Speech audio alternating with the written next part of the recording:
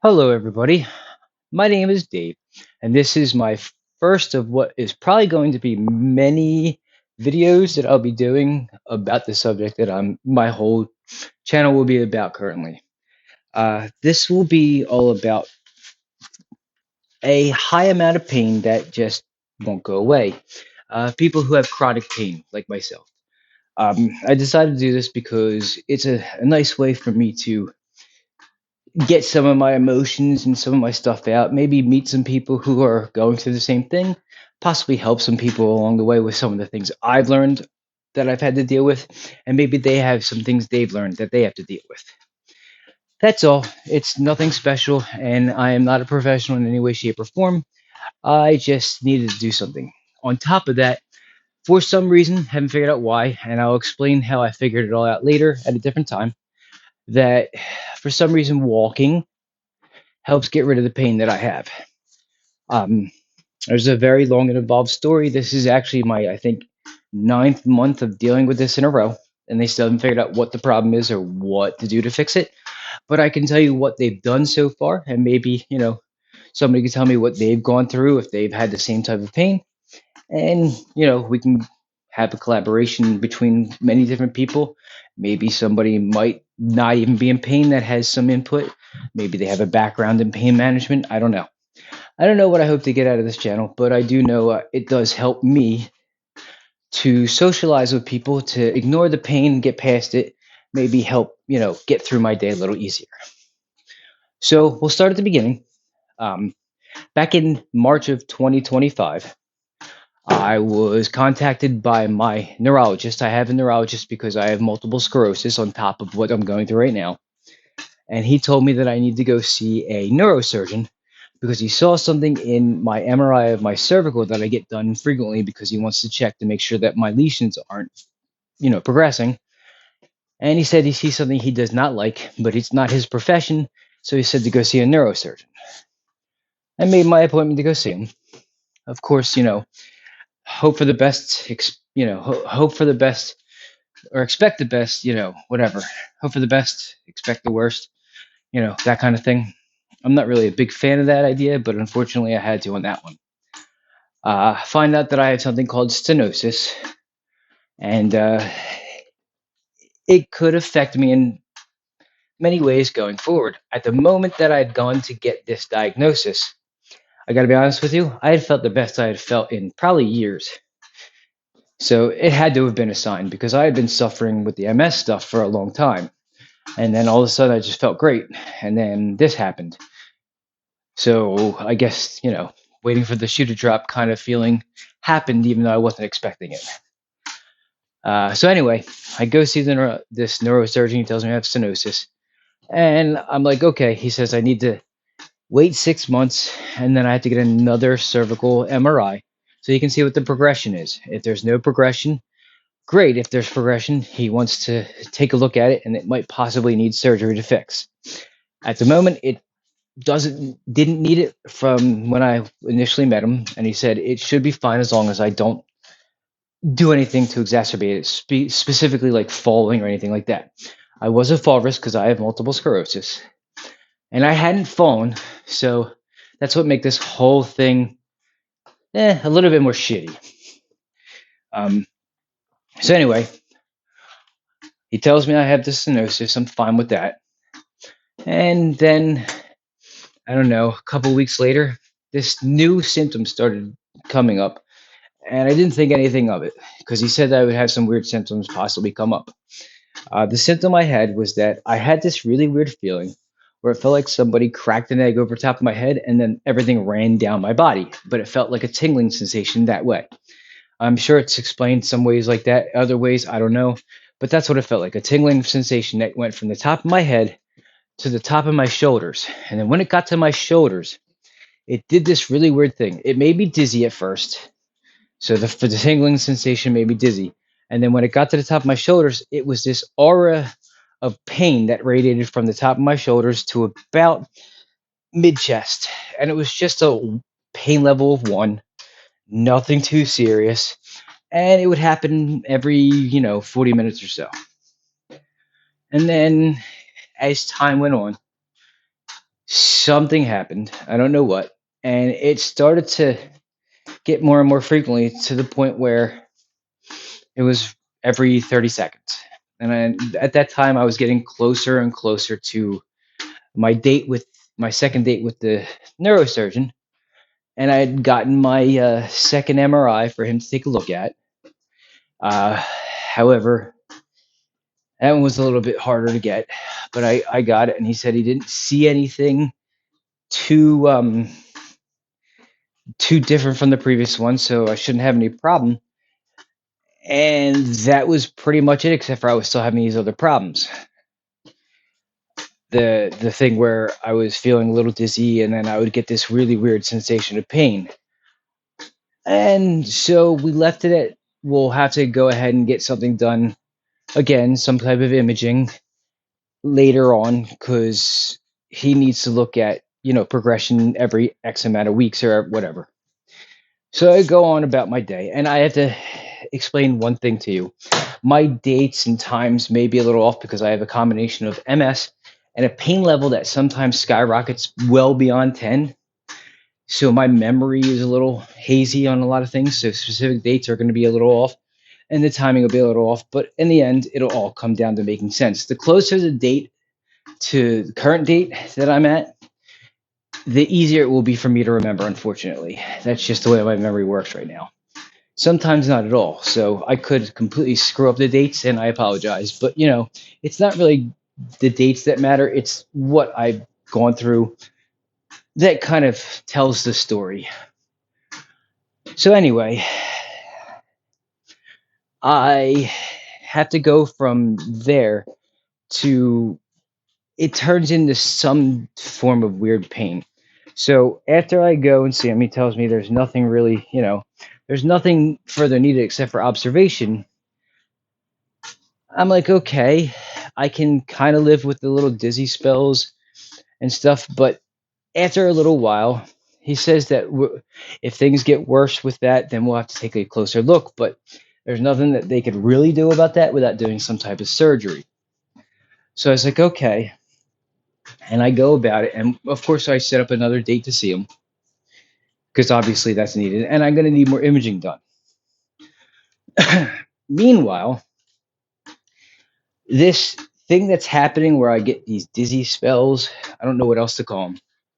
And then these little like minor things of like, I don't even know what to call them. They were painful, but they were just radiating pain throughout my chest for like a couple seconds, and then they went away.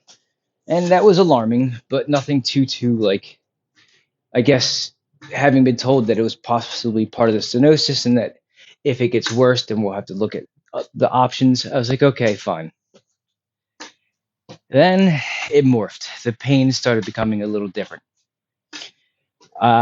So what would happen after a little while, instead of being a radiating like one, it would start to pinpoint in a specific part next to my shoulder blade, pinpointed, where it started to become like a 4 or a 5 out of nowhere.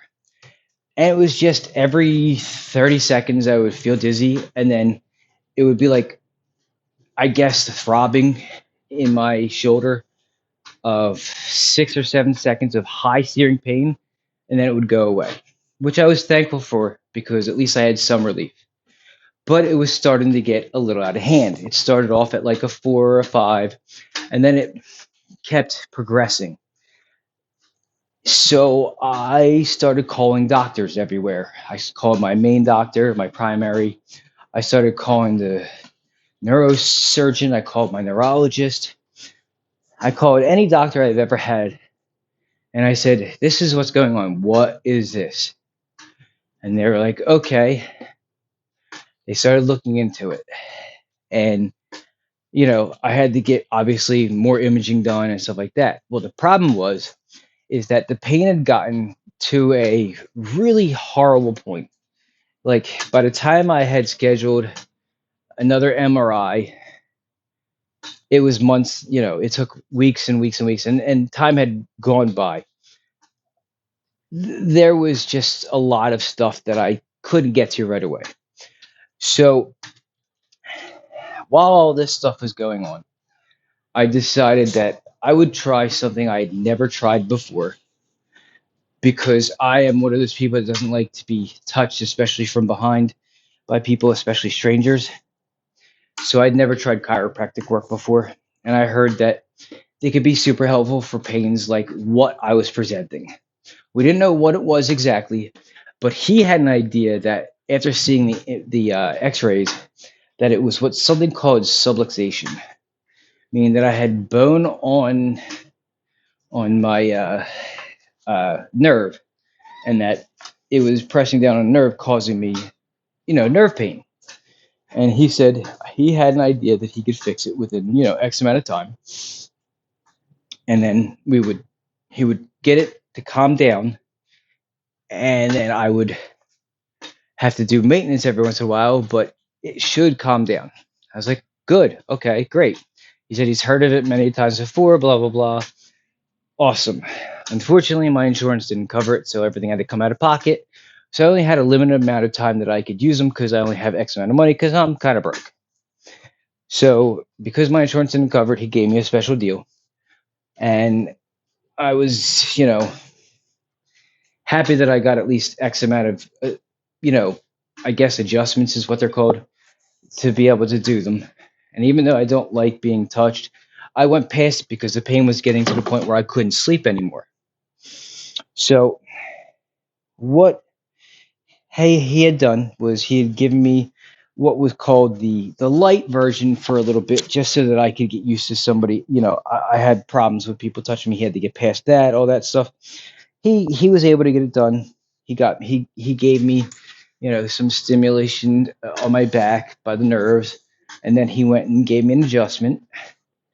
And for the first 6 7 days, I was coming out of it feeling great. For the at least 4 to 5 hours, I was getting relief, but then the pain was coming back. After the seventh appointment that I went, the eighth appointment he did it, and it didn't help. And not only did it not help, but now I was feeling massive amounts of pain. Like the pain was constantly now being a 10. And I was panicking. I was telling him, I don't get it. What's going on? And he said, he's not sure, but he'll definitely adjust what he's doing. So he would do a couple of different things here and there. And when he did the adjustments, none of it was working. I was still having mass amounts of pain, still unable to sleep. When I tell you how much pain I was in, this is how it worked. This is what I told him. So for the day, most of the day, I can walk just fine. And after a certain amount of period of time of just walking in general, my pains go away. Don't know why. I figured that out because I have another medical issue that I'll go all over that. I'll explain how I accidentally figured out that walking gets rid of the pain that I have in another episode or another video, whatever. But just know that I told him that, walking after a while means that all the pains go away. Sitting, I get anywhere from 5 to 10 minutes before the pain starts up again. And then laying down at all, I get 30 seconds to 2 minutes before it becomes searing pain. And what I mean by that is this. This is where it gets a little weird. This is something that my girlfriend hasn't been able to figure out either. My pain starts out, like if I sit down, it starts off low. Starts off at like a 1 or 2. It's a nag. Nothing too bad. But then it quickly turns into a 3 or a 4, and then jumps to a 6 or a 7, and then goes to a 9 or even a 10 and above within the 5 minutes. It just sits there and nags and nags and nags. And I have 5 different locations that this pain can present. If I lay down, I can lay down depending on what's going on. If I had just gone for a long walk, I can lay down for about 2 minutes and then the pain starts. Here's where the bitch of it is. So with most pains, surgical specifically, if you have like a cut or something, just to say, let's just be simple. You have a cut and you take a pain med for that cut. You're still healing underneath while you're under the influence of that pain medication. For mine, it's different. If I take a pain med, it might take away some of the pain, but that pain is building underneath, so that when the pain med wears off, it's a full blown it is raging in pain. It is really bad. It doesn't heal while I'm sitting there under pain management at all. It just gets worse. So that's what makes sleeping really, really hard. The longer I try to do anything that's not walking, the worse the pain gets. And when I talk about pain, it's the kind that feels like I'm being stabbed with a fire poker and they're trying to twist it through the other side of wherever the pain is. So the 5 places that I get it are to just the left of my shoulder blade on my right side, at the top of my shoulder, like right to the left of my actual, like the end of my shoulder on top, underneath my armpit, behind my bicep, and at about my elbow. The problem with that is it started off with 1 or 2 locations, specifically to the left of my shoulder and the top of my shoulder. And every time a new location of pain hit, that one hurt worse than the last by exponential amounts. So when it was to the left of my shoulder blade, it was at a 5, maybe a 6. When it hit the top of my shoulder, it starts off at like a 1 or 2, and as I sit there longer, it ramps up until it hits like a 10. But it takes a little while if it's at that location. If it's underneath my armpit, it's one of the worst ones. When it presents there, it presents as a sharp, fiery, burning, stabby pain at a 9, maybe even a 10.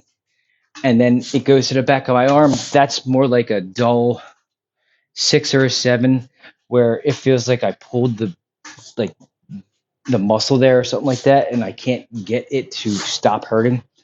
And then the newest one is the one that hit my elbow, and that's a story in its own. That's a story for when I went into the hospital. Um, that's a 10 all the time. It doesn't matter what's going on. That means that I'm at like the worst point, and that means that I've abused myself in some way, meaning that I exercised wrong, I laid wrong, and I don't lay. So I basically, when I say lay, I laid my head wrong.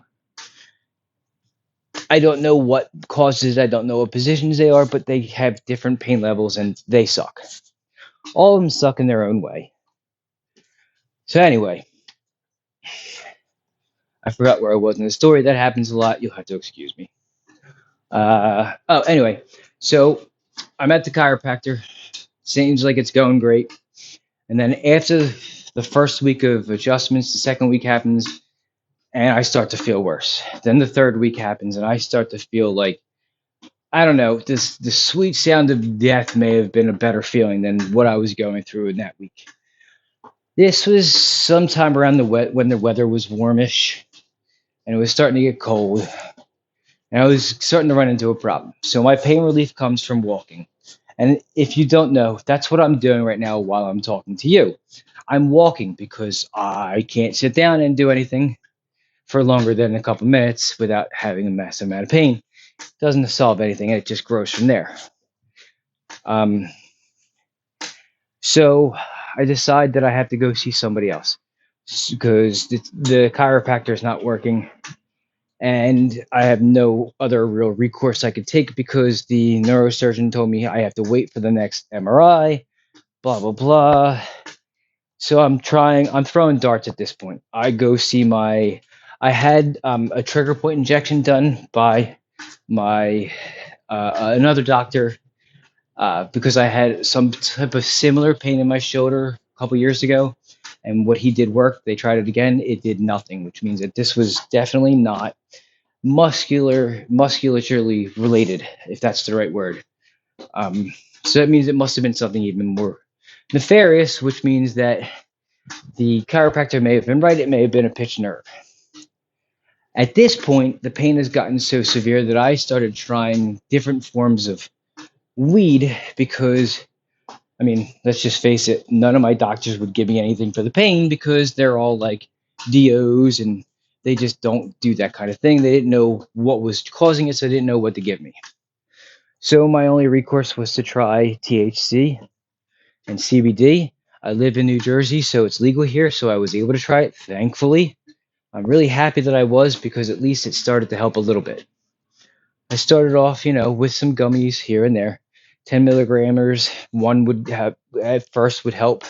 And then it got to the point where the pain was so bad that two barely helped, and three maybe got me there, but maybe not. So when I'm at the weed store, I had to ask, what's my best option? And they told me about this thing called Rick Simpson oil, or RSO oil for short. And I tried that for a little bit, and it worked at first. I actually got I got to lay down for a little bit because of it. I got some sleep the first day, and then didn't it wasn't as effective going on after that. Like the next couple of days, it was okay, and then after a while, I was starting to use more and more of it. So like it comes in I think it's a 1 gram syringe or something like that. Milligram syringe. I forget what it is, but it's a small syringe. It has about 10 rice grain shots worth that you put on food. And I was starting off with like one shot, and it did stopped working like pretty soon into it. So I made it 2 grains of rice worth, and then that stopped working. So I eventually got up to a half a syringe of this stuff, and all it was doing was making me loopy. It wasn't actually stopping the pain. So I had to do something. Meanwhile, I called up my doctor, the neurosurgeon, and I was basically crying on the phone saying, I need an appointment. Something's wrong. I had my regular neurologist, who doesn't know what's going on yet completely. He knows part of the story, but some doesn't know all of it. Had in the meantime asked me, because he wanted more imaging done to see if my MS had progressed sooner than normal, because he saw some stuff he didn't like the first time, blah blah blah. Asked me to get more. Now here's the problem. I can't sit down for more than 5 minutes. I can't lay down for more than 2. How in the fuck am I going to get an MRI that you have to lay down? Well, we have a stand-up MRI place somewhere in our area. So I call them, and they tell me kindly that the MRI that I need can't be done in a stand-up. It has to be done in a lay down. Well, still don't know how I'm going to do it, but for me to get any help, I need to do these MRIs. And why I say this, I skipped something. I had called the neurosurgeon, who said that I might need surgery. And on his second appointment, he said I actually was going to need surgery, because I had like the problems coming up. He said I was going to need surgery probably sooner rather than later, because I was having symptoms and pain was starting to present. Blah blah blah. And I got to be honest with you, that didn't really bode well for me. The surgery he explained was something about how he'd have to cut me from the front of my neck and then move my throat out of the way and take the disc out, do some cleanup, and then put a new fake disc in. I was just like, no, I don't know if I want to do that. That was actually what made me go seek out secondary things like the chiropractic work and the trigger point injection. Unfortunately, none of that worked. So now I call him up. I'm like, I need to come and see you. But he needed the MRI of my cervical spine before he could figure out what was wrong. So I had to get that done, and I didn't know how to do it. So I decided to get a whole bunch of RSO oil and a whole bunch of, I had some leftover pain pills from surgery I'd had. And I said, screw it. The only way I'm going to be able to do it is by overloading on like RSO oil and a couple of pain meds, a couple of pain pills. I only did one pain pill, and I did a lot of RSO oil. It didn't really kick in when I got there. I had done it about an hour and a half beforehand. Before I got to the appointment I was there just for the cervical. I had to get 3 MRIs done, but they wouldn't do them all. So I was there just for the cervical, and I needed two different kinds. I needed with and without contrast. And I laid down in the machine, and I guess the initial contact of the high was starting, and the fact that I could lay down for a couple minutes, you know, safely without feeling any pain, I was like, okay, cool. For the first couple minutes, I was fine. And then it started to hit me. The pain started to go, and I was like, you know what? I just got to get through this, and I'm fine. What I wasn't expecting that me laying down was going to be way more painful than I expected. It was so painful that I couldn't even finish the first part of the MRI, which was the with the without the contrast. But I powered through and I got through that. But when they went to go put the contrast in, I had to stop them. I said, I can't do it. I had to get up. I couldn't do it anymore. I had to go home. And luckily, they were allowing me to split my appointments. So I had to do that all over again. It was not a fun experience. I finally went back a couple of days later. Same procedure, took a lot of extra pain meds. Luckily, I was able to get through that one a little less, a little more unscathed, just because it was the with contrast was a lot shorter. I get the disc made up and I call my neurosurgeon just crying. I need to see you as soon as you have an appointment. Now, this is a neurosurgeon. And the lady tells me, this was December.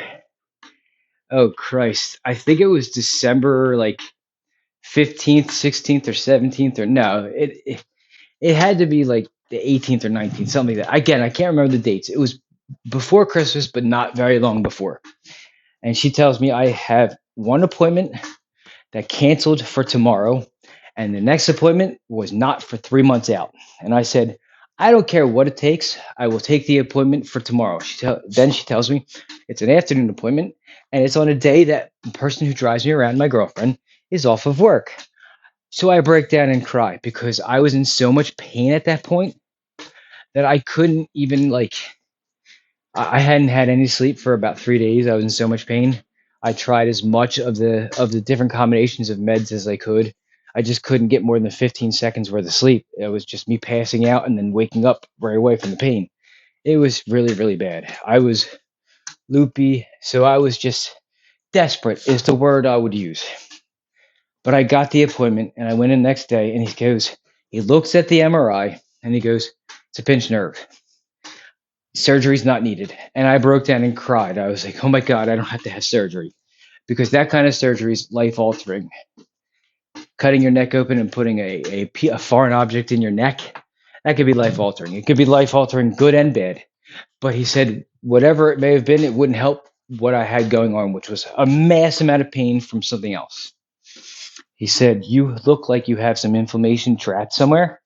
So we're going to do this thing. I think it was called a nerve block or whatever it was, where they put some anti-inflammatory in your neck or in the area, and then a numbing agent so that you have some relief, during the procedure. Well, that in itself becomes an issue. That whole experience becomes an issue. He says, here's what we're going to do. I'm going to give you steroids. And you're going to tell me you're going to call me on Monday, and you're going to tell me if you feel any change at all. And if you don't, I'm going to send you into the hospital as an inpatient. We're going to get the nerve block done, and you're going to call me in a couple of days and tell me how you feel. And I said, great. That was the first bit of good news. Again, breaking down crying, because I got to tell you, the pain that I'm experiencing, still to this day, unfortunately, I don't mean to spoil the ending here, but still to this day, or else I wouldn't be doing this channel right now. I have the pain. But at the time, I was like, oh my God, I'm finally going to get my answers, the answers I need. Here's where the thing gets really interesting. So I take the steroids. They don't work. And I'm super sad because I was hoping that I would get some kind of relief. I didn't get any. So I call and they tell me they put it in the system for me to go into the hospital, into the ER, give them my name, and they'll know what's going on. I was like, great. Now, unfortunately, I had to have my dad, who is retired and in his 70s, pick me up from his house and my house to take me to the hospital. He lives 45 minutes from me, and the hospital is 40 minutes from me. So he had to drive 45 minutes to come get me, and then 40 minutes back towards his area because that's where the hospital was. We get in there, they don't know what I'm talking about. So we're like, okay. I give them the information, they call over, they find the information, they say, okay, go in the waiting room. We'll get you set up in a little bit.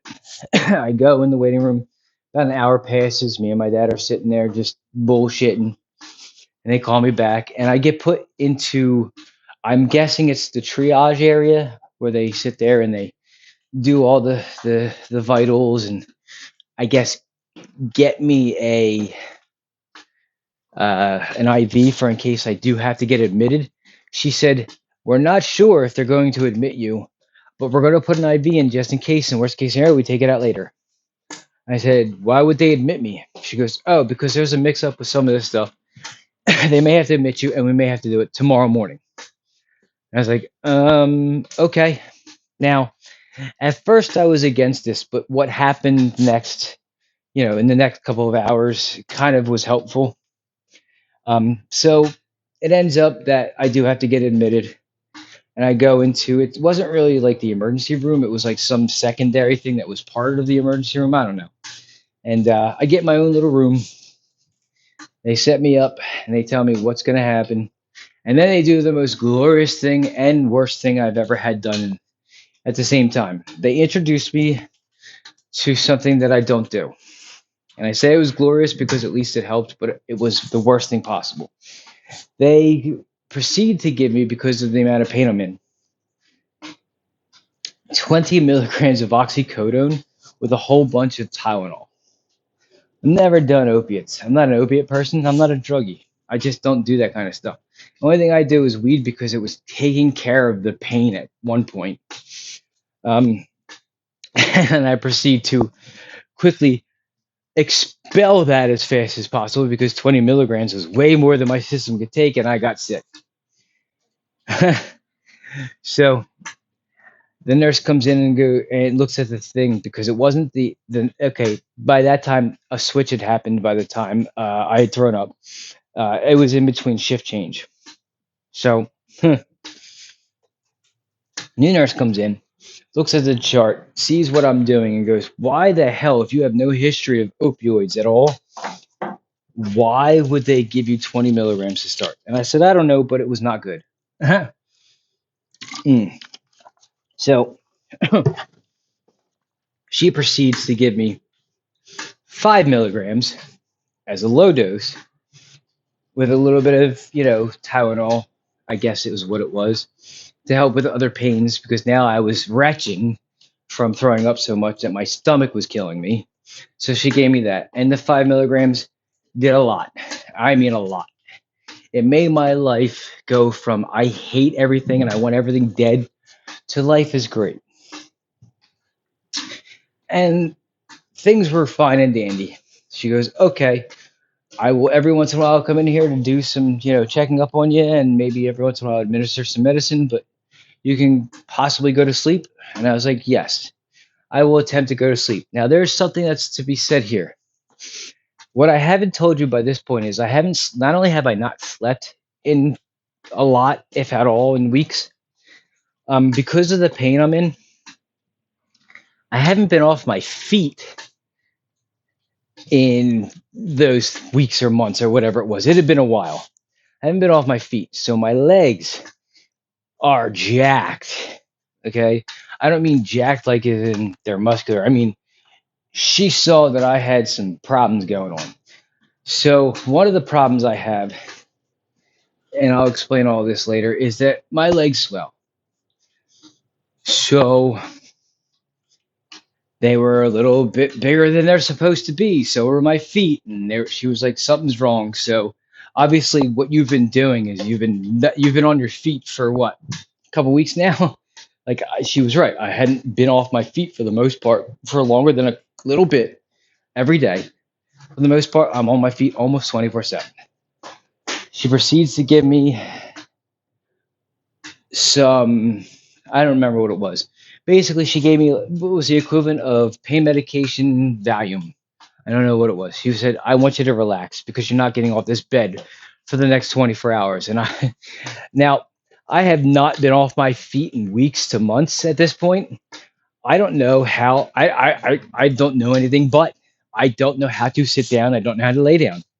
At that point, it was so foreign to me because every time I did any of those things, I hurt. So I didn't do it. So she gave me pain medication with the caveat that I had to be in bed for 24 hours because it was extremely high, you know, risk of falling, which she gave me. She gave me more oxy. I'm sure she gave me something else. I don't remember what it was. She also gave me, I think it's called heparin, whatever the blood clot breaker upper thingy is. I don't remember what it's called. Whatever it's called. She gave me that because she said, you've been on your feet. I guarantee you've gotten something going on. So I'm going to give you this just as an in case. And I'm happy she did because I was concerned about that too. Wake up. I actually fell asleep. I was super happy. So, while what happened to me in that hospital ended up scarring me a little bit, it did give me sleep.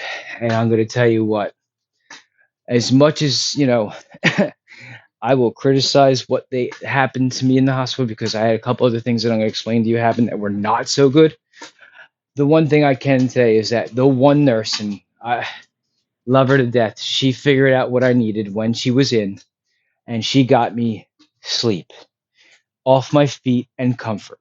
So for that, I thank her. She got me 24 hours of relief. It was the first day of relief I had had in months. So I can't express to you how much I was thankful for that.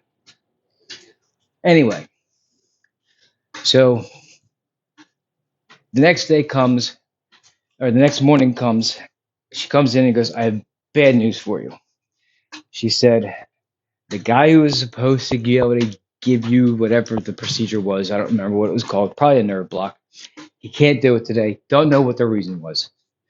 Either he called out sick or something and he wasn't able to administer whatever or whatever. Whatever the case may be, he wasn't able to do it. So you're stuck here for a day, or you could go home and come back after the holiday. I was like, okay, but what about tomorrow? She goes, oh no, he'll be in tomorrow, or somebody will be in tomorrow. They can do it tomorrow. I was like, okay, then I'll stay the night. I mean, I already paid my copay, and I was gonna have to pay it again if I came back. And I don't think I'd have been able to come back. I think she said I had to schedule the appointment, and the appointment was not anytime soon. But if I stayed in the hospital, I could have it the next day. So of course I'm going to stay in the hospital, especially since they were giving me pain meds that I could actually survive on that I didn't have at home. Believe me, I didn't have what she had. Um, in the meantime, something tragic happened in my life while I was in there. Nothing like serious. This is something that people are going to say is silly, but I had my girlfriend bring me a pillow from home that is like my everything pillow for like when I'm sick. When I don't feel good, it shapes any way I want it to. Unfortunately, I left it there, and I no longer have anything close to that. So my life has infinitely gotten worse since that day. So pour one out for that. I know it sounds silly, but it was actually a big help and a big part of my life that really is missed. So anyway, I'm there. New nurse comes on, and then I'm still on the residuals from when she gave me like whatever she gave me to be settled for the 24 hours. However, it had worn off, and the next nurse was coming in, and she had, what the other nurse had done, I guess, was in the notes. So she had given me like Tylenol or whatever anti-inflammatory of some sort. Could have been ibuprofen, high doses of it along with the thing because I had other things going on.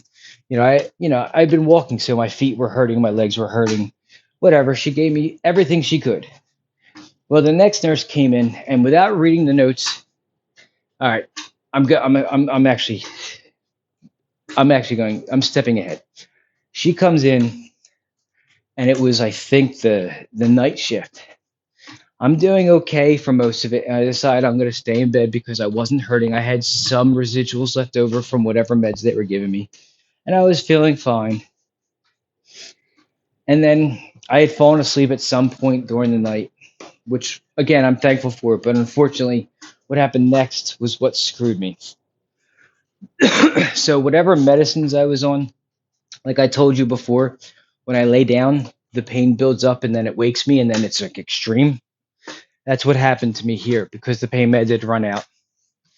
I had been building up in the background a lot of pain and it shifted into a new area, which was the fifth area I told you about, which was my elbow. And the pain was 1,000 out of 10.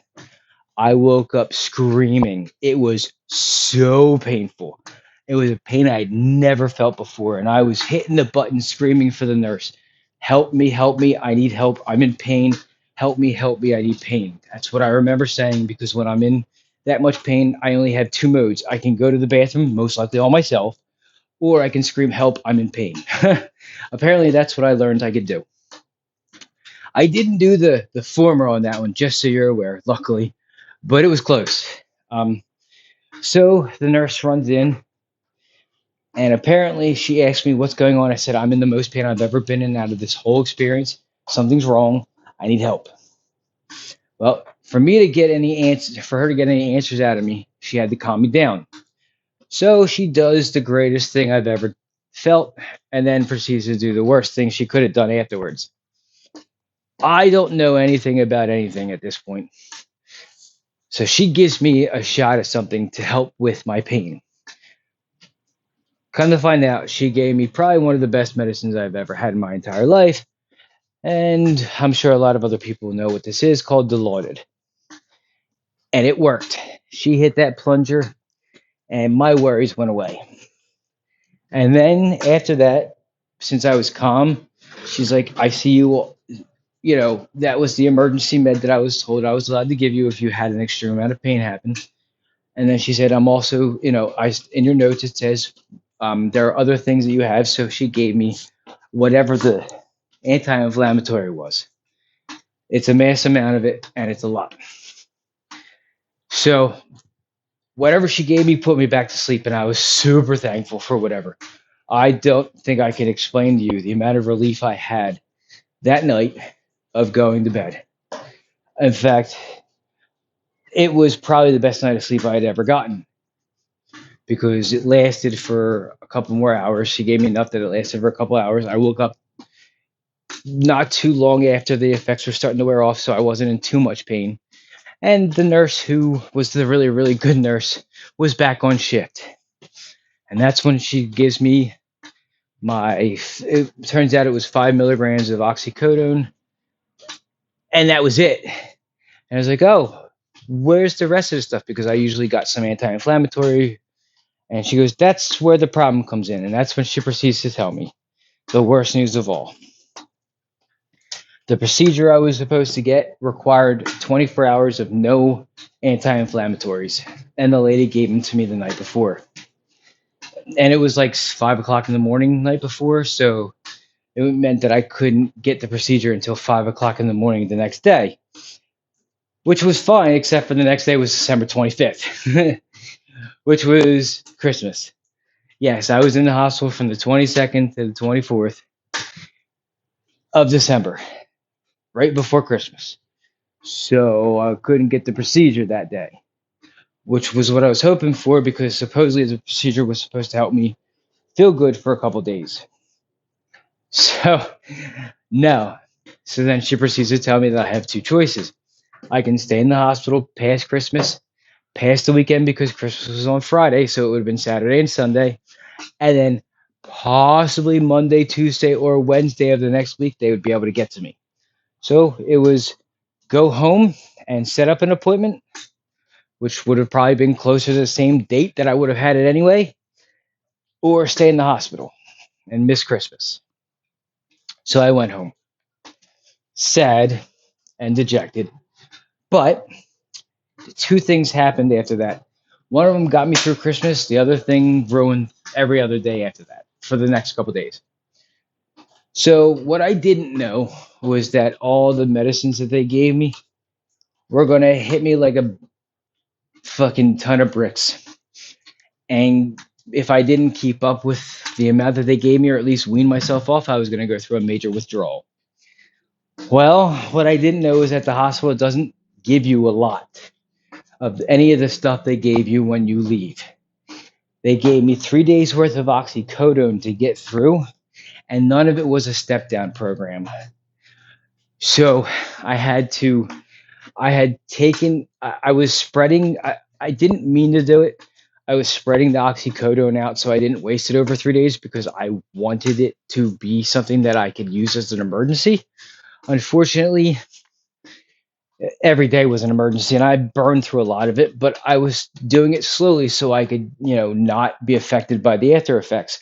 Unfortunately, that's how I learned what withdrawal felt like for the first time in my life because I didn't have a step down and what I had on me wasn't enough to do it.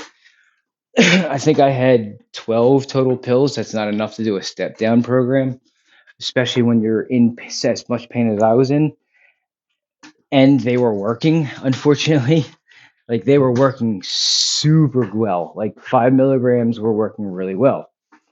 But I only had 12 pills and, I had to get through Christmas, which I wanted to not have the same thing happen to me that happened with the RSO that happened on Thanksgiving, where I was a zombie the whole time I was there.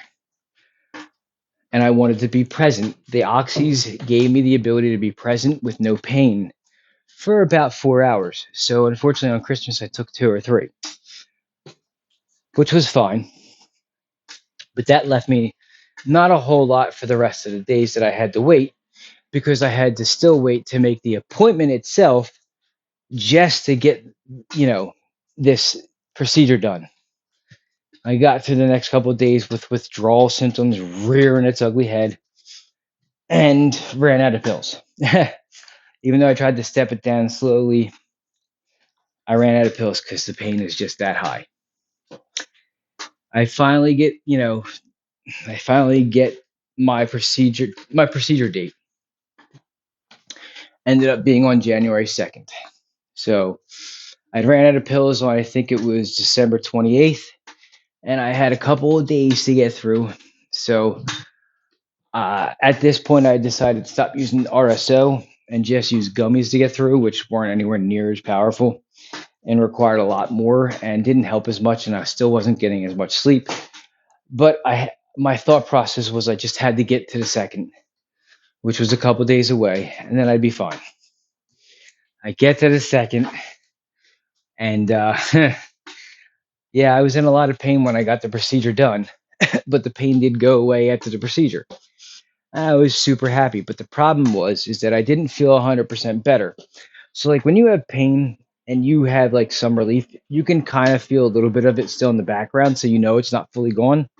And that's what I felt. And I was a little disappointed because I was like, maybe that's uh, just the pain reliever that they gave me that was just wearing off. It wasn't a powerful one. It was enough just to get me through the procedure. And then I was told that whatever I had done was going to take about a week or two to fully work. So I had to just wait it out, and I couldn't get anything else done until that. And I'd ran out of pain meds. I'd ran out of everything that I had, and the thing failed after 8 hours. I was highly disappointed. So after 8 hours, I was back to full pain. And I was told I still had to wait 2 weeks. And I was like, it didn't work. And they were like, you don't know that yet. And I said, no, believe me, I know it. It didn't work. But I was told to wait anyway. I waited 2 weeks. Didn't work. So I go and see a pain management specialist. It's the first time I've ever seen one of them.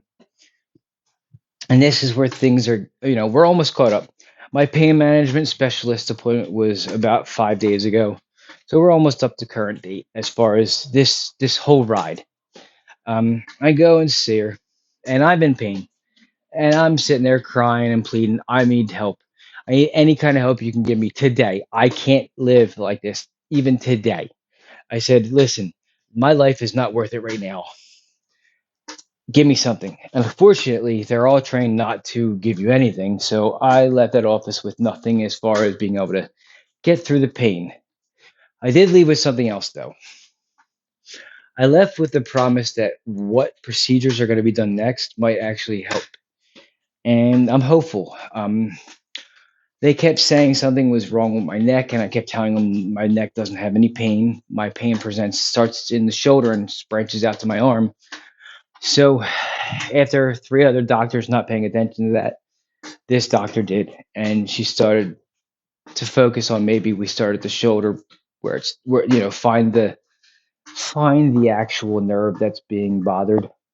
It's a line probably, so find which one it is. Maybe they hit the wrong one. Who knows? So she's going to start that, and I don't know what's going to come of it. Apparently, I have a nerve block again coming up in a couple days, not days, a couple weeks. Unfortunately, it's 2 weeks away. I don't know what's going to come of it, but we'll find out.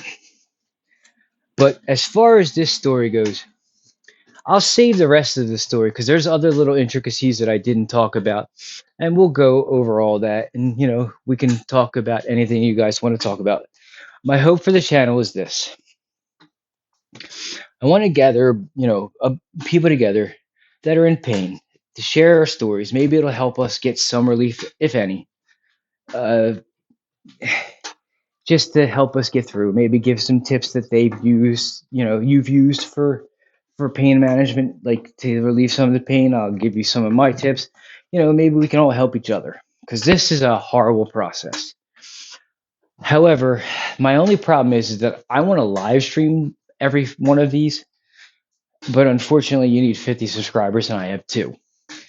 I do own another channel that I don't want even involved in this. It is actually a successful channel that's monetized. I know how to do these, but it's going to be a little different. These are going to be unpolished videos. I'm just going to ramble on. If you like that kind of thing, great. If my voice soothes you, even better. No editing. I'm just going to turn the camera on, do my walk that I do, ramble on about something. I don't know what, different stories that pertain to the pain that I'm going through and what I did to get through them, or I don't know, maybe other things, personal stuff. I have no idea. The point of it is to gather together people who are in pain and see if we can't help each other to get through these long ass days of pure pain and hell. Believe me, I know what you're all going through. This sucks. And while I hope that this gets solved soon, I will do my videos until it gets solved, and then I will start having different types of videos that still cover the pain, but I won't have to be walking around the whole time I do it. So that's the goal. Help get me to 50 subscribers so I can do these live. What I do is I walk around, and currently I'm in the basement of my house. That's a whole different story that I'll tell at another time. Currently, I walk around in my basement and just walk around in circles until the pain subsides a little bit. And I learned through different social interactions that when I talk to other people, my mind goes to a different location. So the pain goes in the back and socialization goes in the front. And that's why I'm doing this. Because I know that for me, my first channel, I did because when I was diagnosed with MS, I couldn't talk really well at all. Couldn't talk, like it was just horrible. And I used that to teach myself how to talk again. This is to help me get through the pain. And this is for others to hopefully help them get through the pain. So I ask you to please help me get to 50 subscribers so I can go live. And then help me help you or others to get through any type of situation that, whatever type of pain you're going through. Mine happens to be a nerve pain that just for some reason won't go the hell away. And it hurts. And whatever pain you've got, it's from surgery, from other things, I mean, even if it's cancer, I heard that pain can be quite atrocious as well. Whatever the chronic pain may be, get together. Misery loves company. We can get together and maybe help each other. So that's the goal here. And I hope that whatever, you were looking for, you got out of what I did today. And if you have any suggestions, let me know. And I will definitely add them to what I do. So until next time, thank you for listening. And I hope you guys come back again.